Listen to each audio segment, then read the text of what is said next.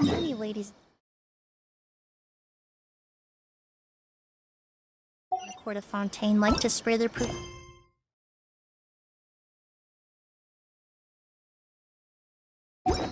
onto a delicate lace fan.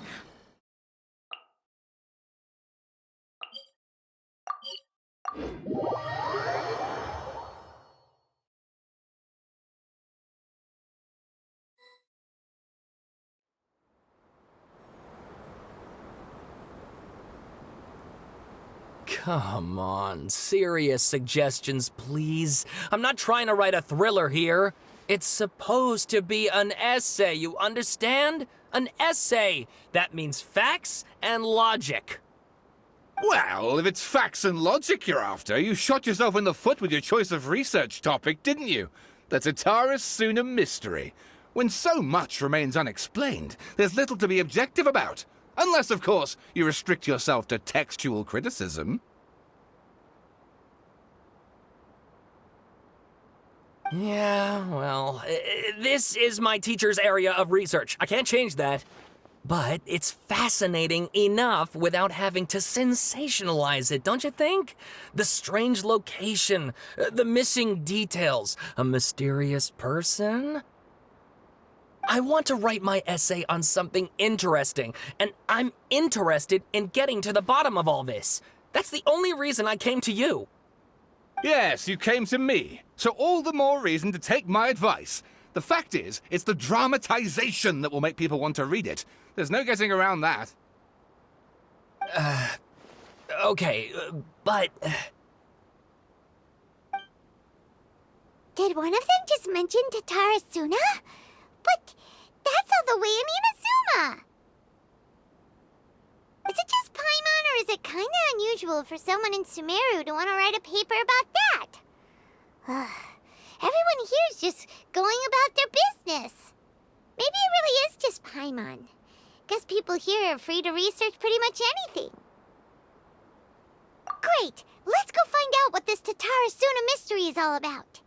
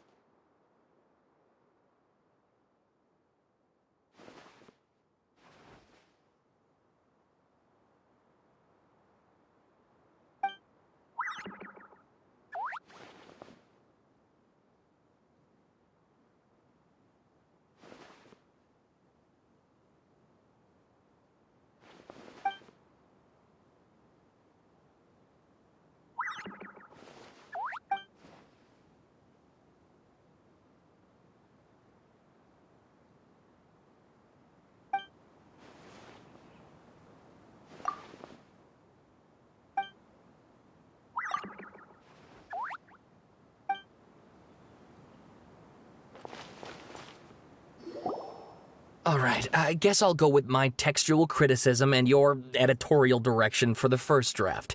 I have a feeling that the missing Kabuki Mono will end up being the main focus of this paper. If only we knew where to find that traveler. From what they say about her, this seems like the kind of thing she'd know about. Oh, you're the traveler, you say? Hey, what's with that face? Don't believe us? No, of course I believe you. Actually, I first heard about your great exploits when I was still in Inazuma.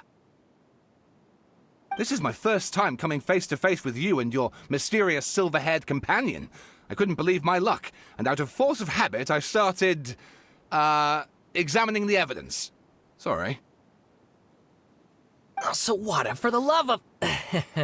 Sorry, we don't get out much, so our social skills are kinda lacking. Traveler, I hear you've helped many people a great deal and been to many places. Would you be able to tell us about Tatarasuna? Actually, we don't know much about that place either. In fact, we only came over here because we heard you talking about it and wanted to learn more. I see. My teacher chose this area of research as a personal challenge. He said it's difficult to get into because even Inazumans don't know much about Tatarasuna's past. But who'd have thought that... If you don't mind, I'd love to show you all my outline for the book I'm writing about Tatarasuna. Hold on, Sawada. Don't you think that's a bit of a deep dive for a first read? Well, fair point. In that case, please ease yourselves in gently by taking a look at Akaba's latest essay draft. Let me give you some background. This all started with the discovery of some records in Tatarasuna. The writings mentioned someone by the name of Mikoshi Nagamasa, who crafted a fine blade. But in the end, he threw it into a fire to destroy it, and killed his servant Katsuragi. Why? Well, no one knows.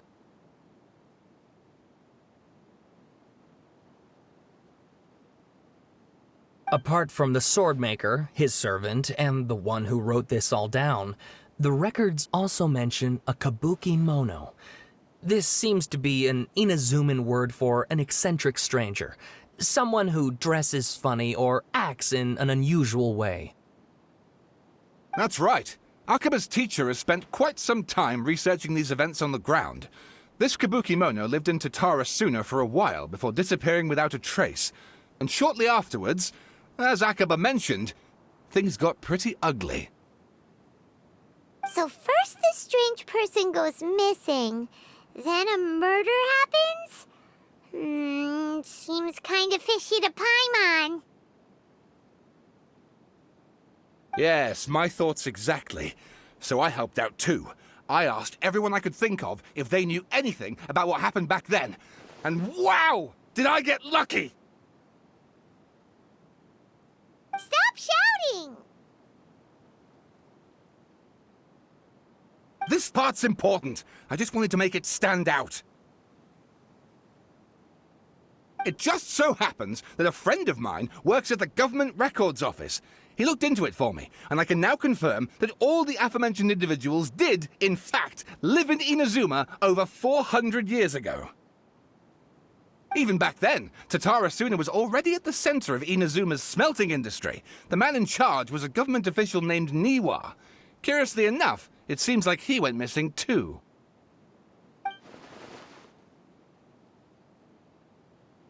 Wait, so there are 2 missing people in the story now?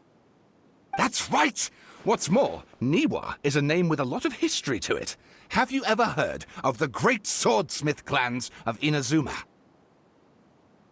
Oh, the swordsmiths?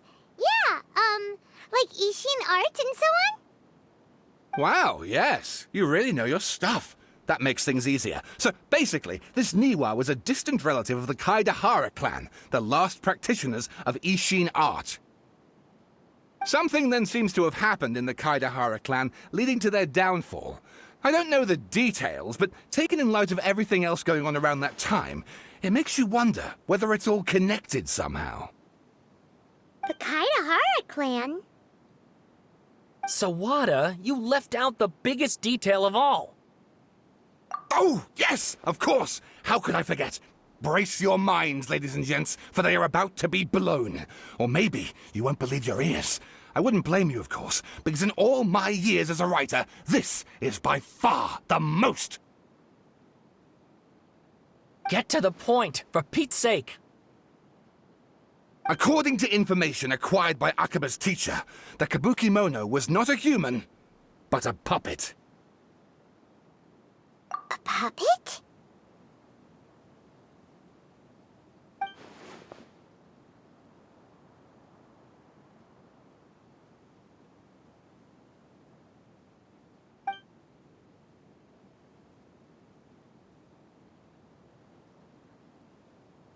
Aha!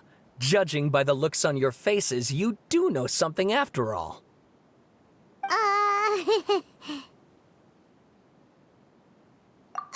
No! Paimon just meant, how creepy. The way you described it makes it sound like a ghost story. I agree, it does. But considering that non-human races in Inazuma are by no means uncommon, spooky events are to be expected. And that's exactly what my book is about. Please, take a look.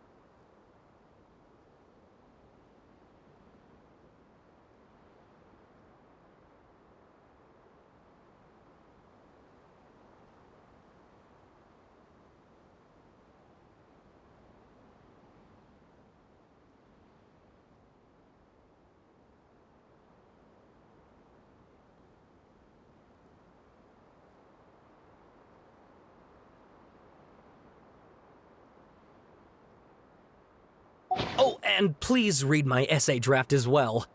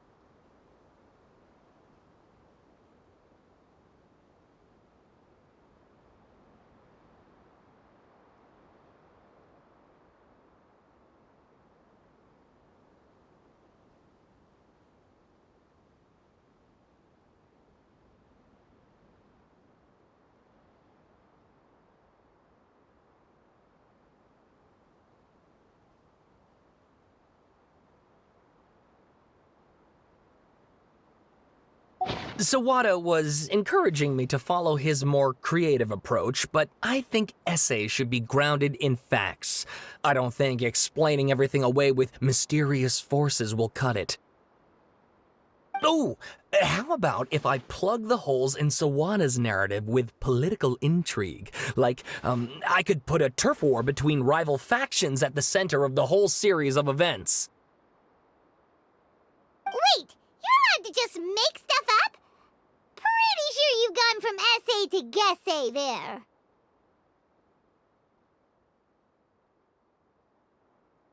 Akaba, look. Your teacher has researched this extensively. I've reached out to everyone I could think of.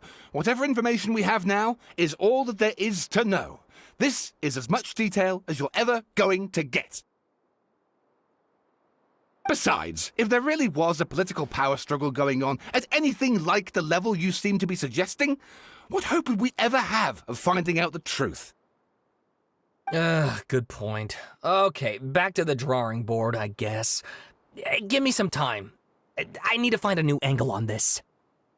We have some other stuff to do, so we'll have to say goodbye for now.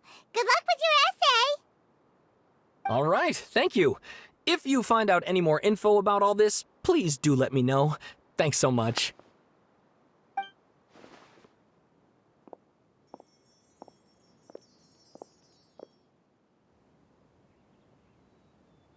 Hey, so that thing they were talking about, it has to do with the balladeer, doesn't it? Okay, then even if we did know something about it, we probably couldn't share it with them, huh? After all, we kicked his butt and got him locked up. Information about people like that is usually super confidential, isn't it?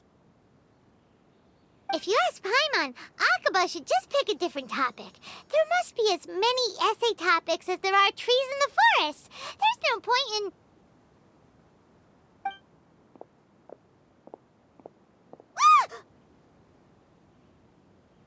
Hey, did you see that? He literally just went by, over there. It looked like... the balladeer! No, it can't have been. He got locked up. Oh, quick, let's catch up and see.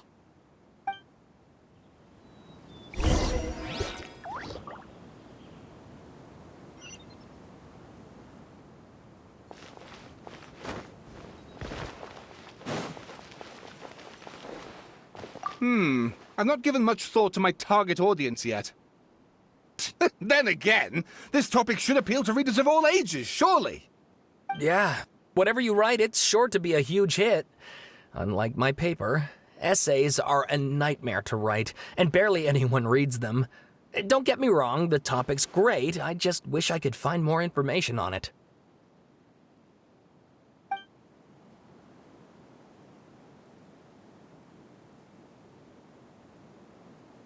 But what if Tavatis frowned?